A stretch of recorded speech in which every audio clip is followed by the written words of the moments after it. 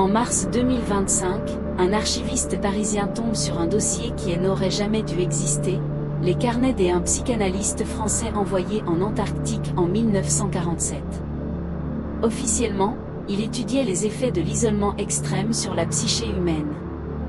Mais la vérité était bien plus sombre. Il tentait de guérir, ou peut-être d'enterrer, un criminel de guerre amnésique en l'enfermant dans une station polaire abandonnée au bout du monde. En fouillant dans ses archives, l'homme découvre des notes qui défient la raison. Le psychanalyste ne décrit pas seulement la folie progressive de son patient.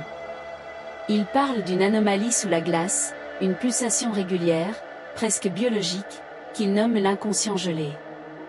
Il mentionne des rêves partagés entre les deux hommes, des voix venues de nulle part, et un silence qui semble écouter, qui semble attendre. Le même mois, à des milliers de kilomètres de là, dans le 11e arrondissement de Paris, une caméra de surveillance capte quelque chose d'impossible. Chaque nuit, à 3h17 précise, un vieil ascenseur, hors service depuis 1989, s'active tout seul. La cabine monte, puis s'arrête à un étage qui n'existe pas. Et ce n'est pas le plus étrange. Chaque matin, dans cette cabine vide et glaciale, on découvre un gant en cuir givré, posé au sol. Un gant identique à ceux que portait l'expédition polaire de 1947. Un journaliste, intrigué par ces coïncidences qui n'en sont plus, se lance dans une enquête. Il se procure les carnets de l'Antarctique, récupère les enregistrements de la caméra de surveillance. Et il découvre un lien terrifiant, tous ceux qui ont vu la vidéo, tous ceux qui ont lu les carnets, commencent à sentir un froid intérieur. Un froid qui ne vient pas de l'extérieur.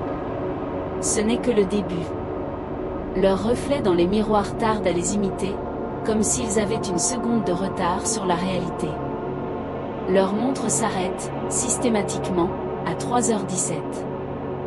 Et la nuit, ils entendent le bruit d'un ascenseur qui descend, un grincement métallique qui résonne dans leurs murs, même s'ils vivent dans des maisons sans ascenseur. Coïncidence finale ? En 2023, les forages scientifiques ont repris en Antarctique, non loin de l'ancienne station française.